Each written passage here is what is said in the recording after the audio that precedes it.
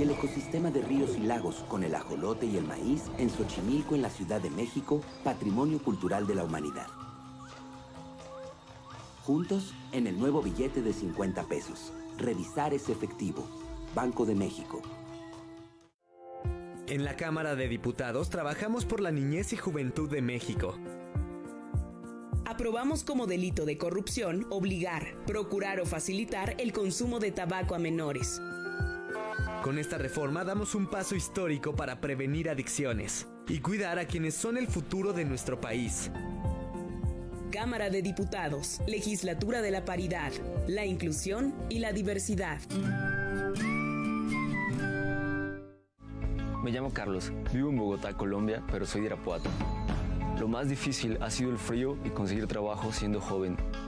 Lo mejor es que acá conocí a mi novia y ya vivimos juntos. Yo creo que el mejor lugar para vivir es donde puedas formar tu familia y ser feliz. México es un país de origen, tránsito, destino y retorno de personas migrantes. Migrar es parte de nuestra historia. Migrar es humano. Comisión Nacional de los Derechos Humanos. Defendemos al pueblo. ¡Uy! A ese coche se lo llevó el agua. En temporada de lluvias hay que tomar precauciones. Nunca cruzar la corriente en una inundación. Tan solo 50 centímetros de agua pueden llevarse un coche. Consulta los pronósticos del Servicio Meteorológico Nacional. Ten una mochila de emergencia. Agua potable. Protege tus documentos. Y hazle caso a las alertas de protección civil. Esta temporada de lluvias y ciclones, juntos nos protegemos mejor. La Conagua y el Servicio Meteorológico Nacional te informan por tu seguridad. Gobierno de México.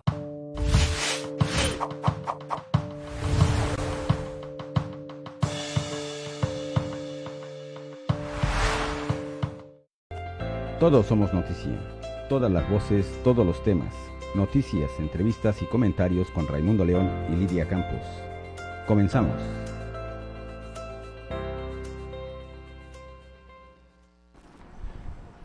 ¿Qué tal? Bienvenidos a su programa Todos Somos Noticia. Nos saluda Raimundo León. Y Lidia Campos, buenas tardes, bienvenidos. Muy bien, pues el día de hoy tenemos un invitado especial, al profesor José María Avilés Castro, diputado por Morena, presidente de la fracción de Morena en el Congreso del Estado de Baja California Sur y presidente de la Junta de Gobierno y Coordinación Política.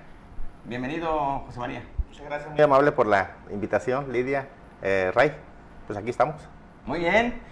Y pues vamos a platicar un poco o mucho en esta media hora de programa acerca del Congreso del Estado de Baja California Sur. Y pues estos meses que llevan, pues ya casi, que faltan 3 meses para el año, ¿verdad?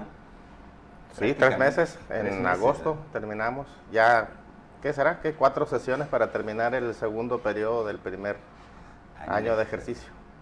Muy bien, profesor, pues platiquemos acerca de este trabajo que han desarrollado durante estos meses. ¿Cuáles son las nuevas leyes, reformas legislativas más significativas en este periodo, o en estos 2 periodos? Yo creo que la primera, hay que recordar que de septiembre a diciembre generalmente es un periodo muy fiscal que se tiene que aprobar el presupuesto de egresos, la ley de ingresos, en algunos casos las modificaciones a las leyes de Hacienda de los municipios, etcétera. Pero había un atraso de 2 años que teníamos que cumplir con la armonización de la reforma laboral que se dio a nivel federal y que por las situaciones de los conflictos de la legislatura anterior no se había dado. Entonces iniciamos en diciembre con modificaciones a la Constitución del Estado, precisamente para armonizar las disposiciones de los nuevos centros de conciliación laboral. Tuvimos que realizar en el mes de enero, si ustedes recuerdan, un periodo extraordinario, prácticamente fue una sesión en el que se tuvo que modificar la ley de la administración pública estatal, la ley orgánica del Tribunal Superior de Justicia, se creó la ley orgánica para los centros de conciliación laboral. Esa fue creo que una de las primeras, digamos, más trascendentes en términos de generar las nuevas disposiciones para lo que sería la justicia en materia laboral, que en ese primer decreto se había establecido que con 1 de mayo iniciarían en funciones los centros de conciliación laboral. Sin embargo, a nivel nacional hubo atrasos en la implementación, en la creación de las oficinas, en la el concurso para la selección de jueces, que ahora van a ser jueces, en la adecuación de las oficinas, y el Senado de la República aprobó una prórroga para las entidades que tenían ese atraso. Entonces tuvimos que realizar otra sesión para modificar precisamente la fecha de entrada en vigor de los centros de conciliación laboral, y finalmente quedó para el mes de octubre, creo que el 2-3 de octubre es cuando ya tendrán que estar en funciones los centros de conciliación laboral en el estado. Y bueno, se está avanzando ya ya se realizó el concurso para la selección de jueces, está en un proceso de capacitación, los mediadores también, los edificios ya se están habituallando. Creo que para el octubre va a estar ya en condiciones de iniciar esta parte, que habrá un tiempo en que será un sistema híbrido. Los nuevos asuntos se van a tratar en los centros de conciliación laboral, y los que ya vengan en las juntas de conciliación, entre tanto haya rezago, ¿no?, de asuntos que se hayan ingresado antes de que se cuente con los centros de conciliación laboral. Esa es, digamos, una de las reformas importantes, interesantes. La otra tuvo que ver con el asunto de la despenalización de la interrupción del embarazo en los primeros 12 semanas. Creo que sería, digamos, hasta ahorita lo más destacado. Amén de que se han hecho reformas al Código Civil en algunos elementos, la ley del Instituto Nacional de Vivienda para los Trabajadores, y otro tipo de reformas a la propia ley orgánica del Congreso del Estado, que se creó el Parlamento de Mujeres, se reformaron algunos artículos del Parlamento de la Juventud, y estamos por ingresar en estos días lo que viene siendo, también me parece a mí importante y trascendente, la adopción homoparental y la ley para atender la violencia vicaria. Y viene también, para que yo creo que ya no alcanzamos en este periodo, una ley de amnistía, que también ya lo tenemos prácticamente dictaminada, que es armonizarla con la Ley General de Amnistía, que se publicó hace, ¿qué serían? 2 años por el Ejecutivo Federal. Entonces, por ahí más o menos andamos en el trabajo, preparando ahorita también el asunto del proyecto de presupuesto, conjuntamente con la Secretaría de Finanzas, porque en agosto tienen que presentar cada una de las dependencias su proyecto de presupuesto. Tiene que empezar a trabajar ya de manera conjunta la Comisión de Cuenta, Administración y de Fiscalización del Congreso, para que en el periodo septiembre-diciembre pues ya se empiecen a revisar esta parte, ¿no?, de la parte fiscal que nos corresponde en ese periodo, por ahí más o menos. Bien, diputado, sobre las cuentas públicas, ¿qué inconsistencias ha encontrado sobre el gasto del año pasado y qué se está haciendo para subsanarlas? De las cuentas públicas ¿Qué quedan pendientes? ¿Qué quedan pendientes? ¿Son 2020, 2021? ¿Del Congreso o del gobierno del Estado? De las cuentas públicas en general. Mira, esa parte yo no tengo el pulso porque no corresponde a mi comisión. Está lo que viene siendo la Auditoría Superior del Gobierno del Estado, la ACE que le llaman, que es la que la revisa.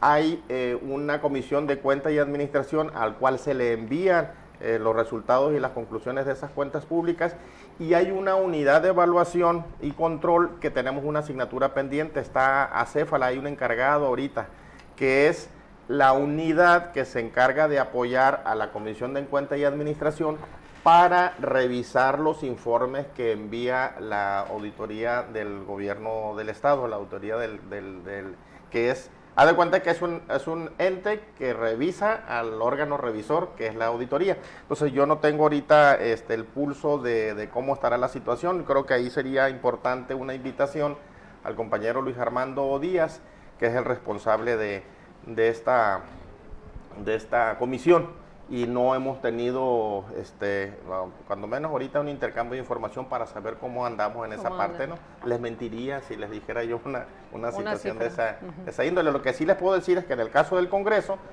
tenemos una auditoría, se inició hace prácticamente mes y medio, va a durar entre 4 y 6 meses, en el que estamos revisando precisamente las cuentas de toda la administración de la legislatura anterior de los 3 años, porque encontramos inconsistencias, encontramos irregularidades en el manejo de los recursos, pero necesitamos saber si son irregularidades por el proceso técnico administrativo o si dentro de esas irregularidades se puede presumir de algún delito o de que se hayan hecho con dolo o no, porque además el sistema con el que se trabajaban las finanzas en la Dirección de Finanzas del propio Congreso era un sistema muy obsoleto, con muy pocos niveles de seguridad para que no fueran alterados. Hasta en listas de Excel se hacía el pago de la nómina. Fíjate, después de casi 50 años en que el Congreso se constituyó aquí en Baja California Sur, hasta hace unos meses logramos independizar todo el asunto financiero del Congreso del gobierno del Estado, porque el gobierno del Estado es el que se encargaba de retener los enteros para ISSSTE, FOBISSTE, el ICR, no teníamos pagaduría, es decir, dependíamos directamente del gobierno del Estado. Entonces, cualquier reclamo que pudieran hacer los trabajadores en términos, oye, es que no han pagado mi entero del FOBISSTE, que no han pagado el ISSSTE, por decir algo, nosotros teníamos que hacer luego el reclamo al gobierno del Estado para poder darle respuesta a los trabajadores. Entonces, ya tenemos prácticamente un mes en el que la pagaduría, el software que nos lo facilitó el gobierno del Estado, la capacitación y los técnicos encargados de manejar este sistema, ya lo tenemos como Congreso del Estado. Ya somos independientes en esa parte, después de casi 50 años. Entonces, ahí vamos. Oye, claro, y en el caso, ahorita acabas de mencionar, de que prácticamente recordamos muy bien, todos recordamos qué pasó en la legislatura anterior, ¿no? Sí. 2 años prácticamente ahí con un pleito interno, pero que además también alcanzó al gobierno del Estado, no se publicaron leyes, todavía están ahí pendientes, yo no sé qué va a pasar con esas leyes, si se van a quedar como tales, o si las van a retomar ustedes, o se van a publicar, etcétera. Platícanos de eso, ¿qué rezago encontraron y qué es lo que se va a hacer para que avancen algunas leyes que yo considero pues son importantes? Mira, tenemos un compendio que hace poco lo estuvimos trabajando con la Subsecretaría de Asuntos Jurídicos del Gobierno del Estado para que pudieran, además de la revisada que le estamos dando nosotros, pudieran ellos revisar. Serán alrededor son 82 decretos, 82 decretos, de los cuales alrededor de 30 se publicaron, los otros 50 hay más o menos como 20 que fueron, 22, 25 que fueron vetados. A una parte se les levantó el veto aún en la legislatura anterior, otros siguen con el veto todavía, otros están para publicar. El caso es que de esos 82 estamos precisamente viendo uno por uno para ver el estatus, ver si los publica el gobernador del estado, si no tienen alguna inconsistencia que tengan que revisar, pero sí estamos trabajando conjuntamente con la subsecretaria de Enlace Legislativo, que es Marisa Zataray, y la subsecretaría de Asuntos Jurídicos del propio gobierno y la Secretaría General, para darle salida. Por ejemplo, está dentro de las leyes que es necesario ya ver el giro que le vamos a dar, la ley de atención prehospitalaria. El día de hoy platiqué con la secretaria de Salud, me dice, hay algunas inconsistencias en la ley que se aprobó por parte del Congreso de la legislatura anterior. Entonces estamos haciendo unas correcciones, ya casi la terminamos. Vamos a pedir que se publique para inmediatamente ingresar con nosotros las modificaciones para corregir las inconsistencias que tiene esta ley de atención prehospitalaria, por ejemplo, ¿no? Y así en algunos casos, pero sí estamos trabajando en esa parte del rezago. Atendimos lo que era urgente, como era el asunto de la reforma laboral, que teníamos que darle salida de ya, y tenía 2 años, desde el 2020, tenía que haberse aprobado haberse realizado la armonización de la reforma laboral en Baja California Sur. Nos correspondía como uno de los primeros estados para hacerlo. Sin embargo, por el conflicto se fue prolongando. Tenemos otra ley que también está rezagada y que tendríamos que sacarla ya sin el próximo periodo, que es la ley de archivos. La ley de archivos viene a modificar completamente la situación de cómo se clasifican los archivos, cómo se resguardan, cómo se procesan. Hay una inversión importante de recursos que se tendrá que hacer ahí, de contratación también de técnicos. Por eso hemos estado viendo que se vaya dando las etapas de las condiciones, porque la iniciativa prácticamente ya está terminada, y que es también armonizar con la Ley General de Archivos que hay a nivel nacional, ¿no? Por ahí vamos. Bien, diputado, cambiando un poco de tema, ¿cómo está el tema del diputado Cayetano Pérez, al que se le inició un procedimiento para analizar su desafuero? Mira, el asunto del diputado Cayetano Pérez está ahorita trabajándose con la comisión instructora que se conformó. Vamos a ir a un corte. Adelante. Y enseguida vamos a hablar sobre este tema tan importante y tan interesante, porque aparte creo que no hay precedente al respecto. Vamos aquí a platicar con el diputado José María Avilés Castro, regresando de este corte.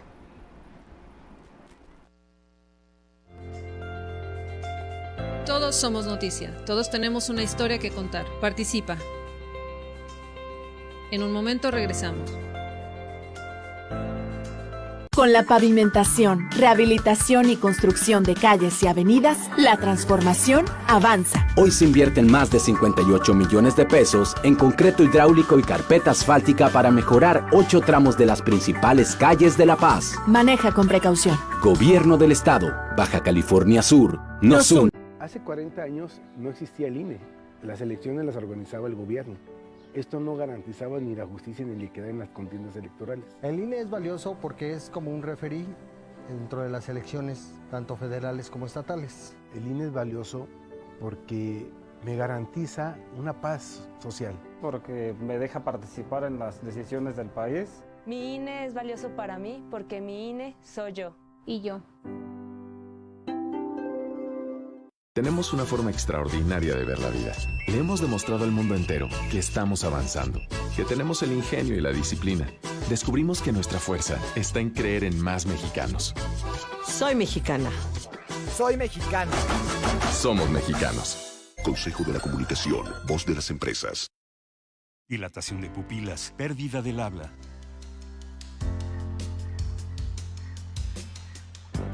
Dolor de piernas, sudoración intensa. Exaltación, risa contagiosa. Así que, ¿y si hoy mejor te das una sobredosis de vida? Se siente exactamente lo mismo y no te destruye. Si necesitas ayuda, llama a la Línea de la Vida, 800-911-2000. Para vivir feliz, no necesitas meterte nada.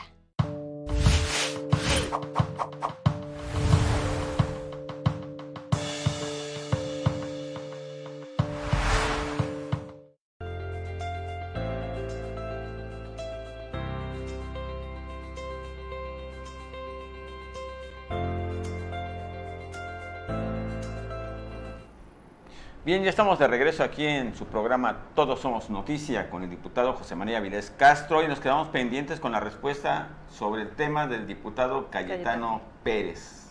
Platícanos brevemente de este tema. En el caso, como ya sabemos, del diputado Cayetano Pérez, que tiene una demanda por abuso sexual, la Procuraduría de Justicia del Estado ingresó hace aproximadamente 2-3 semanas una solicitud para que el Congreso del Estado pudiera emitir una declaratoria de procedencia de ejercicio de la acción penal. La situación es que la ley de responsabilidad de los servidores públicos te plantea que aquel funcionario público, a excepción del gobernador, como es el caso de los diputados, gozan de un fuero constitucional y para que se les pueda ejercitar la acción penal, el propio Congreso tiene que erigirse en jurado de procedencia, revisar el caso, la carpeta de investigación que proporcionó la propia Procuraduría, y una vez que se revise con un procedimiento que ahorita a grandes rasgos les habré de platicar, tiene que definir si dentro de lo que está revisando hay indicios para considerar la presunta responsabilidad del imputado, para entonces decir, declaro la procedencia de que pueda actuarse con el ejercicio de la acción penal, es decir, que se someta a un juez de control para que ahí sí pueda él ya atender la demanda y en su caso pueda resultar, una vez terminado el proceso, o inocente o responsable. Entonces, para eso la propia ley de responsabilidades te plantea que el Congreso tiene que nombrar una comisión de procedencia, una comisión instructora.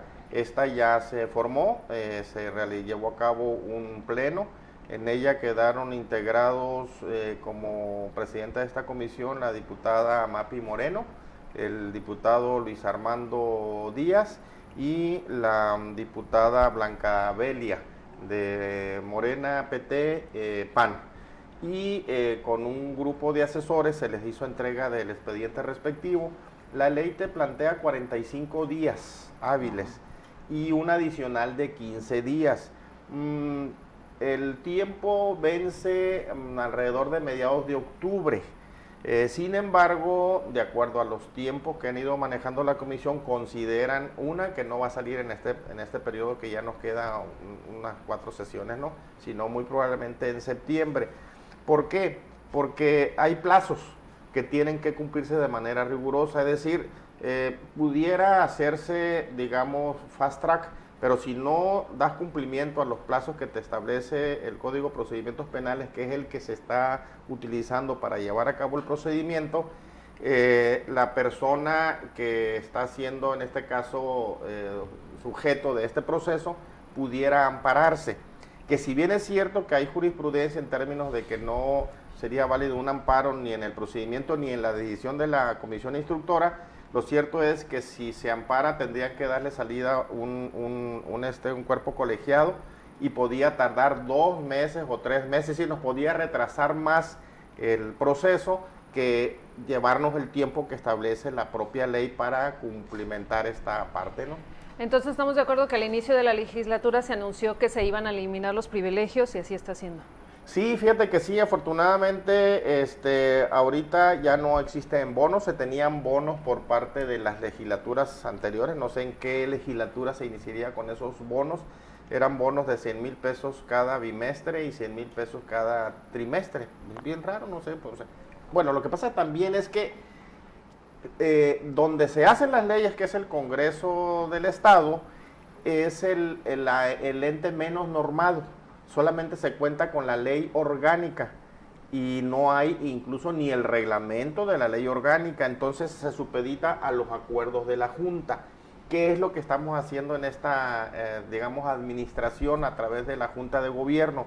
Una en el que logramos estructurar lo que no se había hecho tampoco, que es el plan de desarrollo legislativo, que no es únicamente el que tengamos en ese plan una agenda legislativa, sino también cuáles son los procesos administrativos, organizativos y financieros que vas a trabajar en tus 3 años de legislatura. Y en él está ya planteado el que se haga una nueva ley orgánica, que ya tenemos el borrador, vamos a empezar a trabajar, que se puedan realizar los manuales de organización y de procedimientos de cada una de las áreas, el catálogo de expuestos, el tabulador de sueldos que no existe, la reglamentación de la Contraloría Interna que tampoco existe, es decir, se le puso cabeza al Instituto de Estudios Legislativos que si bien ya estaba creado, no había funcionado, y ese Instituto de Estudios Legislativos es la cabeza que está organizando toda esta normatividad interna que yo espero que en los 3 años podamos tener ya haber avanzado en esta normatividad del Congreso, y precisamente en esas reuniones de la Junta, en esa falta de normativa es donde se tomaban los acuerdos y en el cual surgieron esos privilegios de los bonos bimestrales, trimestrales, y además por presidir comisiones tenían adicionalmente al sueldo una comisión X de 9,000 pesos mensuales, pero la de cuenta y administración tenía 100,000 pesos, la de la Junta de Gobierno tenía 100,000 pesos, la presidencia de la mesa directiva tenía 100,000 pesos, la de la comisión permanente tenía 100,000 pesos. Hagan de cuenta que un servidor, por ejemplo, además del sueldo que ya es un sueldo considerable, bien, un servidor, si no se hubiera quitado los bonos, en un año hubiera ganado adicionalmente alrededor de 3 millones de pesos. En un año. O sea, libre de polvo y paja. ¿A cuenta de qué? A cuenta nomás de que se habían instituido. Entonces, eso se desapareció. Había también un fondo de ahorro, que no era ahorro de tu bolsa, sino a cuenta del recurso público de 50,000 pesos mensuales, que completabas 1,800,000 pesos para cada uno de los diputados, para que al salir te quedaras con 1,800,000 pesos que no habías ahorrado tú, sino que del propio presupuesto se le depositaba 50,000 pesos. Entonces, eso ya se acabó, y lo que estamos haciendo con los recursos es que estamos llevando a cabo un proceso le hemos denominado nosotros de justicia laboral. Personal de limpieza, jardineros, vigilantes, por ejemplo, que además del aumento salarial que se dio por ley ahora en la revisión contractual, homologamos salarios a ese personal porque eran los que ganaban menos. Es decir, ahora ya están en una condición mucho mejor, ¿no? Justo siguiendo, diputado, con ese tema, ¿cómo han sentido la presión en reformas relacionadas con los temas del matrimonio igualitario, el aborto y la adopción homoparental en este? Pues mira, pues siempre vamos a encontrar dentro de lo que se legisla, y sobre todo en situaciones así como polémicas como esta de la interrupción del embarazo, pues grupos que se oponen, ¿no? Hubo una manifestación a las afueras del propio Congreso. Afortunadamente no pasó mayores, no fue pacífica. Buscamos que hubiera las medidas de seguridad que garantizaran tanto a los diputados como a los manifestantes eso mínimo de seguridad, ¿no? Pero como nosotros lo comentamos, mira, se legisla no para que las cosas sucedan, sino porque las cosas suceden, se tiene que legislar. Es decir, la interrupción del embarazo es un hecho. Sin embargo, aquí el asunto es que las mujeres que tenían las posibilidades de asistir en un primer momento, cuando en México estaba penalizado en todo el país, pues a Estados Unidos. Después, cuando se inicia en el 2017, no, 2007, en el entonces Distrito Federal, pues acudían quien tenía recursos a practicarse la interrupción del embarazo en esos lugares donde estaba permitido. Pero aquellas mujeres con condiciones de desventaja económicamente, pues acudían a clínicas clandestinas, a comadronas, lo que obviamente generaba muertes. Y esto, lo que venía a suceder con esta penalización del aborto, es que se estaba criminalizando prácticamente a la pobreza. Entonces, hay quienes piensan, ay, ahora que se despenalizó, todo el mundo va a correr ¿cómo se llama?, a practicarse un aborto, y no es cierto. Es decir, no tenemos que ver a las mujeres como potenciales criminales. Es decir, por el hecho de que se despenalizó es como si todas las mujeres van a correr. No, es una decisión muy dura, muy difícil, muy íntima, que finalmente lo único que está haciendo la legislación es que la mujer tenga la capacidad de decidir, y que por el hecho de hacerlo no tenga que pasar 3 años en la cárcel, ¿no? Y que sea seguro, pues. Y que sea seguro, además porque se modifica la ley de salud para que las instituciones de salud den las facilidades, puedan informar en qué va a consistir la interrupción del embarazo, sepa la persona a qué riesgo hay como cualquier situación de este tipo, y de manera consciente pueda hacerlo, y con la seguridad de que no va a tener mayor problema más que las consecuencias naturales que puede haber con un legrado. Así es. Entonces, bien, por ahí va. Estamos a 3 minutos de finalizar el programa. Platícanos sí brevemente qué es lo que sigue en estas 4 sesiones que les quedan. Mira, en estas 4 sesiones esperamos ya ingresar lo de la adopción homoparental, lo de la violencia vicaria, yo creo que sería con lo que terminaríamos la ley de amnistía, que un servidor es el que la está trabajando. No creo que la alcance a ingresar en este periodo, sino hasta en el mes de septiembre. Creo que con esa parte cerraríamos el segundo periodo, ¿no? Ajá. Y nada, para precisar, ¿cuánto gana un diputado? Porque ahorita eliminaron 86,000 pesos mensuales. Nos quedamos con el mismo sueldo, además no se ha aumentado lo que ganaban en la legislatura anterior. Es exactamente lo mismo, no se le movió ni un centavo, ¿no?, a la percepción, y sí desaparecimos lo que son los bonos. Eso sí están... ¿Cuánto significaba todo eso? Significaba alrededor de... ¿cuántos millones eran? Más de 20 millones, creo, sácale cuenta, verás, ponle, eran como 1 millón por diputado, son 21 millones, más los 100,000 por presidir la Junta de Gobierno, más, ¿no? Sí, era una lana. Y que ahorita nos está ayudando mucho, porque además de que hubo conflictos, hubo despidos, hubo 2 grupos, estamos pagando laudos. Estamos pagando... ¿Cuánto será más o menos? Yo creo que han de ser varios millones, pero lo bueno es que logramos acuerdos de pagar en 2 años, 3 años, lo vamos difiriendo. Entonces, tuvimos que pagar casi más de 1 millón de pesos en un edificio que se arrendó y no se ocupó. Es decir, estuvo vacío, pero nunca lo dieron de baja ni rompieron el contrato. Entonces cuando entramos nosotros nos dijeron, ¿y quién me va a pagar el año en el que yo tuve arrendado el edificio al Congreso? Que no se usó, pues es su bronca. Caray. Entonces ese tipo de situaciones nos ha ayudado el poder aumentarle a este grupo de trabajadores que les comenté, el poderles otorgar los bonos que antes solamente se otorgaba al personal sindicalizado, se lo otorgamos también al personal de confianza. Es decir, de los privilegios que se quitaron de los diputados, estamos ahora buscando ayudar a los trabajadores. Bien, pues le agradecemos al diputado José María Avilés Castro la presencia en Todos Somos Noticia, a Lidia Campos, por supuesto, y bueno, los esperamos el próximo viernes en otra entrevista. Recuerda, tú eres importante y contigo marcamos agenda. Gracias.